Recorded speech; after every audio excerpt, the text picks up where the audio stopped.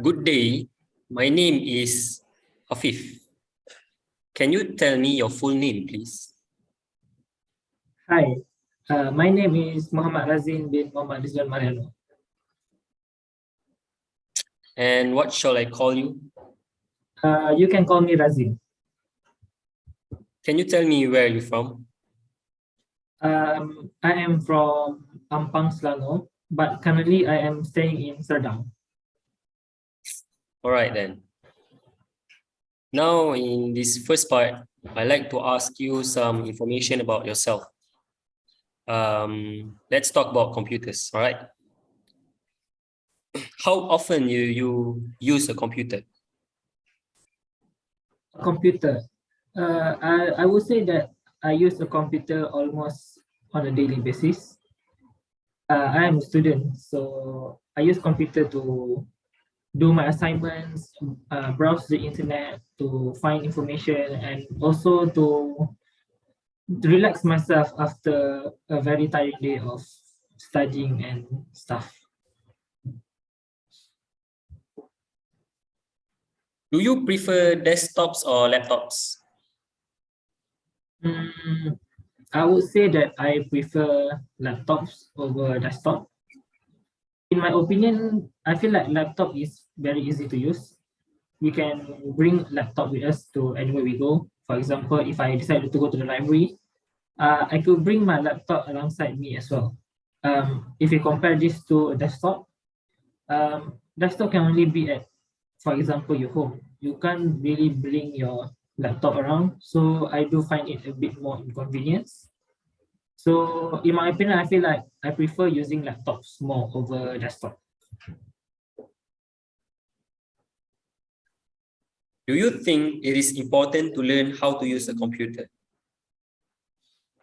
In my opinion, I do feel like it's very important to learn on how to use a laptop. This is even more important as we have seen before during the pandemic era, where everything is done online.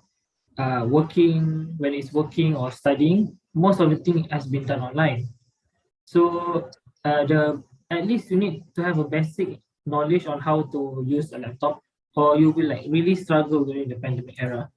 So I think the pandemic has shown like the importance of how to use a laptop. So yeah, I do think that it is very important that people know how to use a laptop, a computer. All right. Now I'm going to give you a topic and I like you to talk about it for 1 to 2 minutes. Before you talk, you will have 1 minute to think about that what you are going to say. You can make some notes if you wish. Do you understand? Yes. Here's a paper and a pencil for making notes, and here's your topic.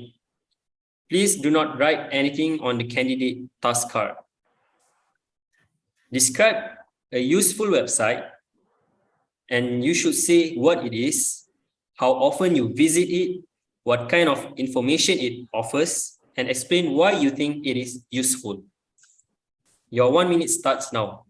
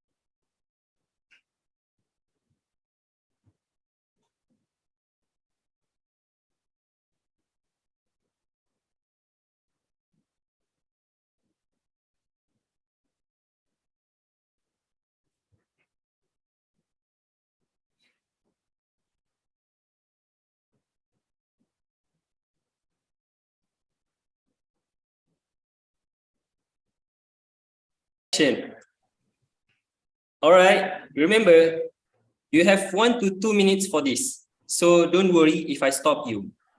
I will tell you when the time is up. Can you start speaking now, please? Okay, thank you. So a useful website that I visited a lot is, I have to say, YouTube. So YouTube is an online platform where people post and also can watch videos online. So YouTube actually offers a lot of videos about a lot of stuff, ranging from animals to how to do stuff and martial arts and a lot of stuff like that.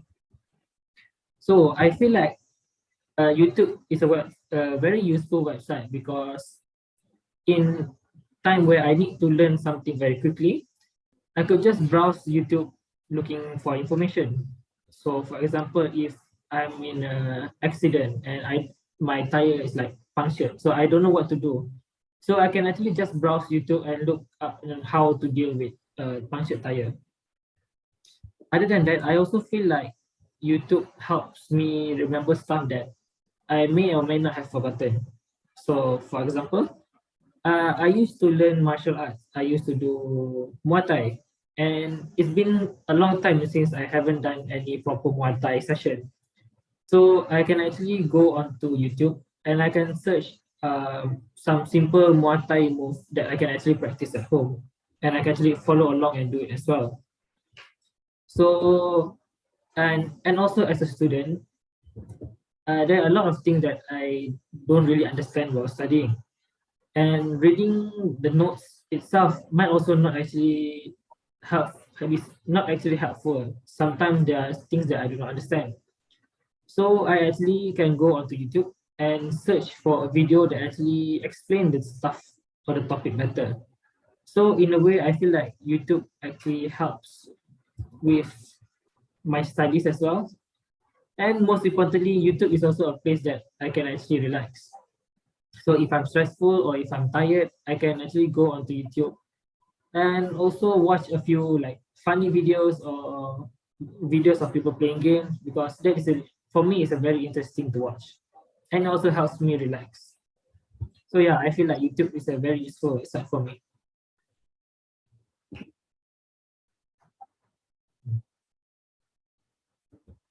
All right. We've been talking about a website you always visit, and now I like to discuss one or two general questions related to this. Let's consider first of all about the internet. Do you think all information on the internet is true? Mm, I would argue that not all information on the internet is true. The internet is a vast place, and a lot of people can actually write stuff on the internet. So a lot of stuff can actually be helpful to you. It can actually benefit your life. It can help you improve your life. But there are also some stuff on the internet that can actually be very harmful for you. So you have to be, when like browsing the internet, you have to be very smart and meticulous on what information that you actually is looking up for. Because as I have said before, not all the information on the internet is actually true and reliable. All right. How has the internet changed the way we live? I feel like the internet has definitely improved our life drastically. Back in the days, if you need to find any information, you actually have to go to the library or a person with the knowledge, and you have to ask them directly, or you have to like search for the information from a book. Nowadays, you don't even have to do that. All the information is basically at the palm of our hands.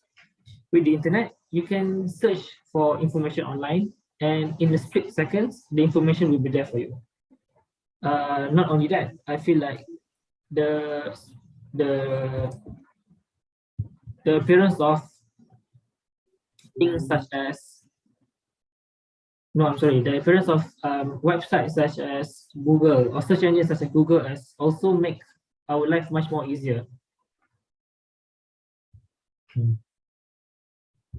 Do you think the internet is safe for children to use unsupervised? I don't Yeah, I have to agree. I don't feel like the internet is a safe place to be, for children to be, especially if they are unsupervised. Like I have said before, the internet has a lot of people that can actually write stuff or like put stuff inside the internet. So some stuff can actually be very harmful for the children.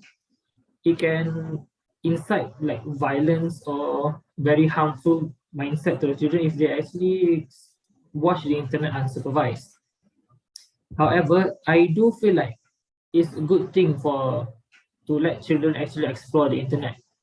As we are actually living in an age of internet, it's an important and valuable skill for children if they can actually browse the internet efficiently.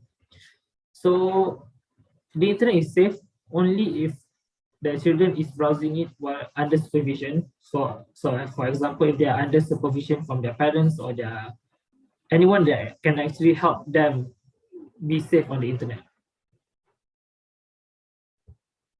Okay, let's move on to the topic of social media addiction. Is it possible for someone to be addicted to social media? Yeah, it is totally possible for someone to be addicted to social media, in my opinion. Back in the days, there are no outlet really for people to vent or to post things online. So with the appearance of social media, a lot of people can actually post their life or anything that is very interesting onto the social media. And by posting things on social media, uh, people actually can like or give attention to the thing. So it gives them like a feeling, like a very feeling of like happiness, and it becomes like very hard for them to be separated from social media. They feel like social media is like almost everything, and like social media is the real life for them. What are the dangers of social media addiction? So in my opinion, one of the dangers of social media addiction is that you cannot separate real life with social media anymore. So if a person is actually having addiction to social media, they will think that um, everything on social media is a reality. For example, they watch how a model or actor or actress is like being praised for being beautiful, for having a very nice figure or body. They will feel like that is the standard. So in a way, it will like harm their self-confidence because they feel like, oh, I don't look or sound or like as good or as pretty as the same person. So they keep comparing themselves to people on social media. And also social media can actually depict things in a very false way. So for example, some standards of happiness on social media might look nice and everything, but in reality, it's not really that great to be in a safe position. So yeah. What are the steps to be taken to reduce the amount of time spent on social media? So if in my opinion, the step that you can take to reduce your time on social media is to find another hobby. So you have to decrease your time on social media. So you need to distract yourself by doing other things. This might be, for example, having a walk in the park, or maybe you can start reading books. You need to stop yourself from actually going onto the social media. So you need to keep yourself very occupied throughout the time. So maybe if you feel like, oh, if you feel the urge to go onto social media, maybe you can start reading more books or maybe start exercising just to make sure yourself that you don't have the urge to go onto social media anymore. Thank you very much. That is the end of the speaking test simulation.